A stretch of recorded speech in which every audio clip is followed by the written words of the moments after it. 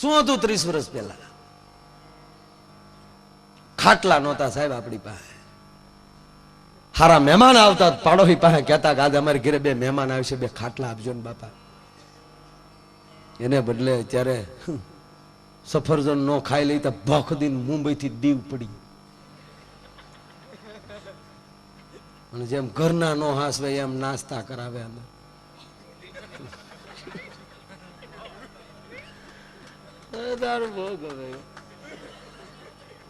ભાઈ તમને ભલામણ કરું, એક વાર પ્લેનમાં બેસજો.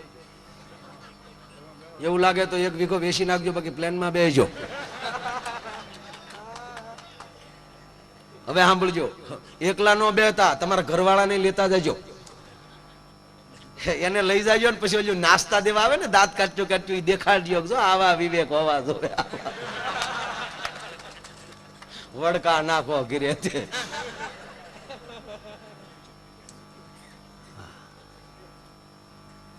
બહુ ગમે. અને હમણાંથી તો ભાઈ ઈ જોયા કરું છું, મને બીજું કાંઈ મગજમાં નથી આવતું. અત્યારે હું એકલો ભગવાનનો આભારી એવો માનું છું કે ભગવાન તું કેટલો દયાળુ છે, કેવો જમાનો અમને તે આપી દીધો. પેલા આકાશવાણીઓ થાક્યું તપ કરતા ત્યારે, અને સંજયે તપ કર્યું ત્યારે એને મૂળ દિવ્ય દ્રષ્ટિ ટેલિવિઝન મળ્યું હતું. દિવ્ય દ્રષ્ટિ એટલે ટીવી. ધૃતરાષ્ટ્રને 18 દિવસનું યુદ્ધ લાઈવ કાસ્ટ દેખાડ્યું. બરોબર ને રમભાઈ? એને બદલે આપણા ઘરે ઘરે 200 ચેનલ હોય. જોવાય એવું તે, ન જોવાય એવું તે. એ જોવાય એવું જોઈજો. મારા બાપ મરી ગયા.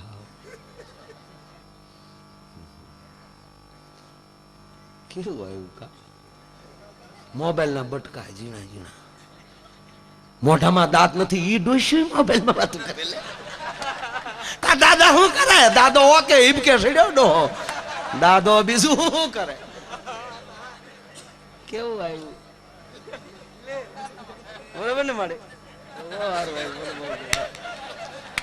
બહુ મને એમ કહે ભગવાન બસ આ મારી આયુષ દેજે, મારા બાપ જીવવું છે.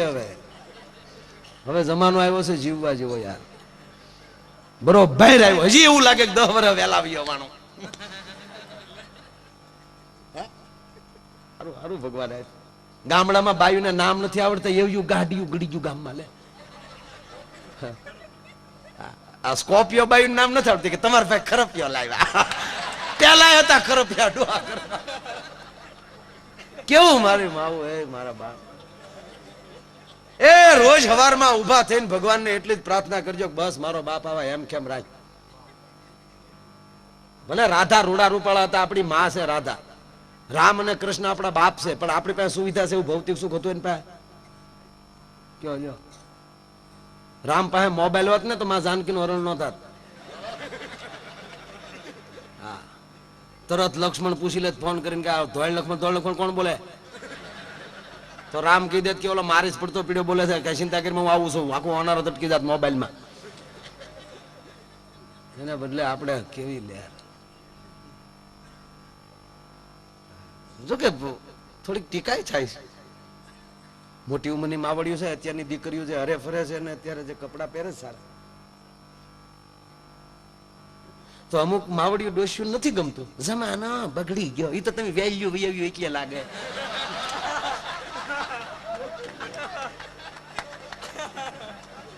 તમે જો અત્યારે આવ્યો તો કટમેડીમાં આટા મારજો. વેલા દવાઈ ગયું છે, શું કરો યાર? હા, મારી માવું ને એક ખાસ કે આ દેશની હાડી નો મૂકજો મારા બાપ. જીન્સમાં આ દેશની દીકરી બરોબર હારી નહીં લાગે સાહેબ, મારી શરત છે. તો માં જાનકીને શોભતો હોય એવો જ વેશ આ દેશની દીકરીને શોભે, ભારતની દીકરીને બીજો શોભાય નહીં. મારો મને ગમે યાર, એની વાત છે. સારું છે આવે છે બધા યાર. અને આપણી ગેરંટી છે 20 વર્ષ પછી કોઈને અમેરિકા ભાઈ જવું છે ને, 20 વર્ષ પછી કોઈને અમેરિકા જવું છે ને પ્લેનમાં નહીં બેવું પડે. જેમ ફેક્સ નીકળે ને માણસ નીકળે જવાનું ડાફ દઈ નાખે. અહીંયા નાખ્યો નથી, ત્યાં નીકળ્યો નથી. ક્યાં વિજ્ઞાન પગ્યું યાર. નાસા વાળા બીજો ધંધો જ નથી કરતા. અને ત્રીજી છેલ્લી વાત એ કહી દઉં સાહેબ કે અમેરિકાની નાસા કંપનીને સંશોધન કરી તૂટી જવાની છૂટ છે. એ વર્ષો સુધી સંશોધન કરે અને જે પ્રાપ્ત ન થઈ શકે ને એ મારા ભારત વર્ષનો સાધુડો કારેની જોડી માલી કરીને દેખાડી દે એની ખબર નહીં રહે સાહેબ. સાંભળી લેજો તમે. વિજ્ઞાનની જરૂર છે ભાઈ. વિજ્ઞાન અત્યારે માનવું જ પડે યાર. બહુ મને મજા આવે છે. કેવું ગાડીઓ નીકળ્યું માવડીઓને પેટમાં પાણી ન હાલે એવી ગાડીઓ. બોલો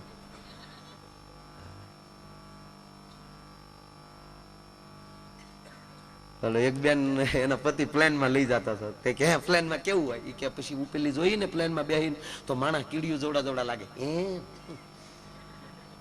તો બહુ સારું કેવાય.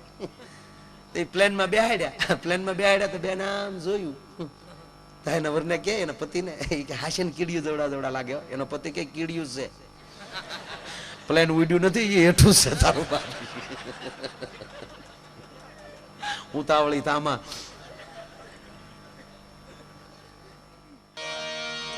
નરસિંહ કેવી લાકડીઓ ખાધી. દીકરી કુંવરબાઈ, 1 મિનિટ હવે ચા મૂકી દેજો. 1 મિનિટ, મને આ પ્રસંગ યાદ આવ્યો એટલે.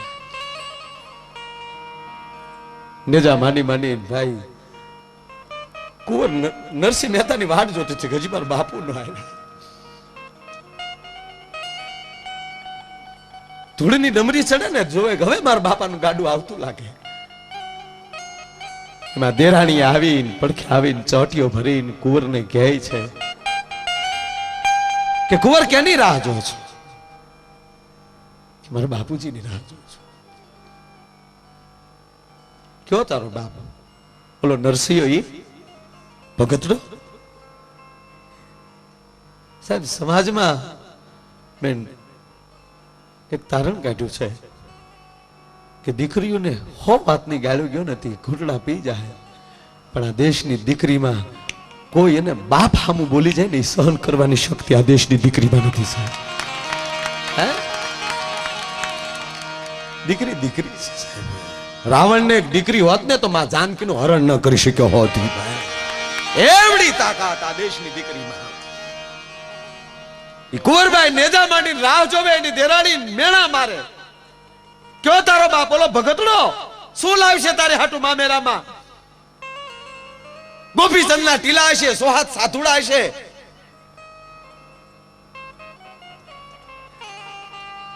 ખોખરું ગાડું હશે, દુબળા બળદ હશે, શું લાવશે?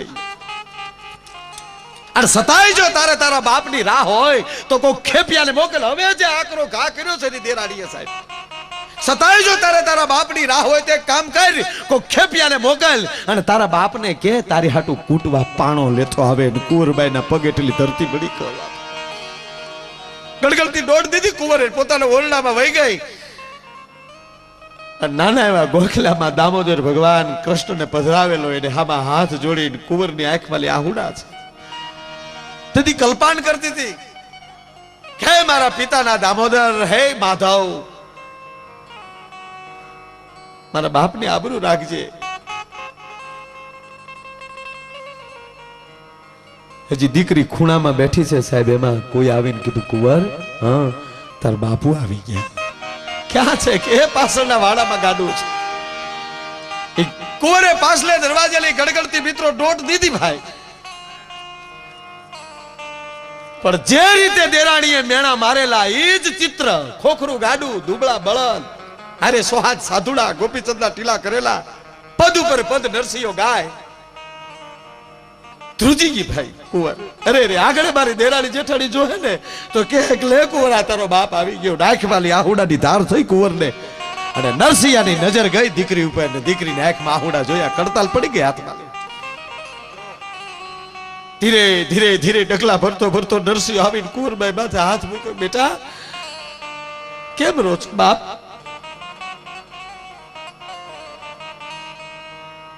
દીકરી બાપને બધ ભરી ગઈ. પિતાજી હું રોવ નહીં તો બીજું શું કરું? આજ મારી માથે મેળાના મેવ રહે છે. તમારી ભક્તિને મારા પ્રણામ. પણ પિતાજી દીકરીના ઘરે કેમ જવાય એટલું તો શીખ્યા હોત. આજ મારી માથે મેળાની જડિયું બોલે છે. નરસિંહ રોઈ પડ્યો સાહેબ કે બેટા દીકરીના ઘરે કેમ જવાય ને ભગવાનના ઘરે કેમ જવાય એની મને ખબર નથી. મારી જીવવાની રીત જ આ છે બેટા. મારો રંગ બદલે નહીં બેટા.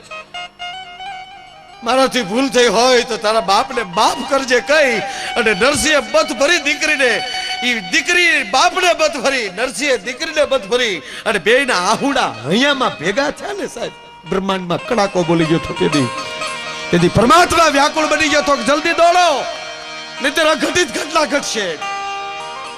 અને કુંવર અને નરસિંહ હજી છૂટા ન પડે ને, બાપ દીકરી હજી છૂટા ન પડે ને, કુંવરબાઈના સસરાની ડેલીએ ટકોરા થયા હતા કે ડેલી ખોલો. કોણ?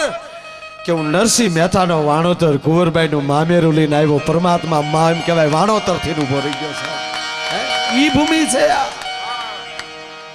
આ જેવી તેવી ભૂમિ નથી સાહેબ, જ્યાં ભગવાનને ભૂલું પડવું પડે. વિશ્વનો કયો એવો ખૂણો છે, કયો એવો દેશ છે જ્યાં પરમાત્માએ જન્મ લીધો? મને કોક તો દેખાય. રામ અયોધ્યામાં જન્મો, કૃષ્ણ મથુરાની જેલમાં જન્મો, દ્વારકા સુધી આવ્યો. એ તો વિશ્વના બાપ છે, બ્રહ્માંડના બાપ છે, પૃથ્વીના ગોળાના બાપ છે. તો એક ખંડ પસંદ ન કર્યો, ભારત ખંડ શું કામ પસંદ કર્યો? આ ભૂમિની તાસીર છે એવી દોસ્ત. અહીંયા મહાભારત વાવો ને તો ગીતા નીકળે. અને હજી ધબકે છે ત્યાં ક્યાંક લક્ષ્મણની રેખા. મારો દાદ લખે કે હજી ધબકે છે ત્યાં લક્ષ્મણની રેખા, કે હજી અહીંયા રાવણ જેવાય બીતા બીતા નીકળે. અને કોઈ હજી જનક બની અને ધરતીમાં હળ હાકે ને તો આ ભૂમિ માલી હજી સીતા નીકળે. તાસીર છે જુદી આ દેશની યાર. હજી આ મહાભારત વાવો તા ગીતા નીકળે. તાકાત છે આ ભૂમિની. આ દેશની માને ખોળે પરમાત્માને જન્મ લેવાની ઈચ્છા થાય છે સાહેબ. આ કૃષ્ણ અહીંયા હું કામ જન્મ લે? અમેરિકા હું ગયો ન ગયો? ત્યાં હું ગોપ્યું નથી એમ કયો?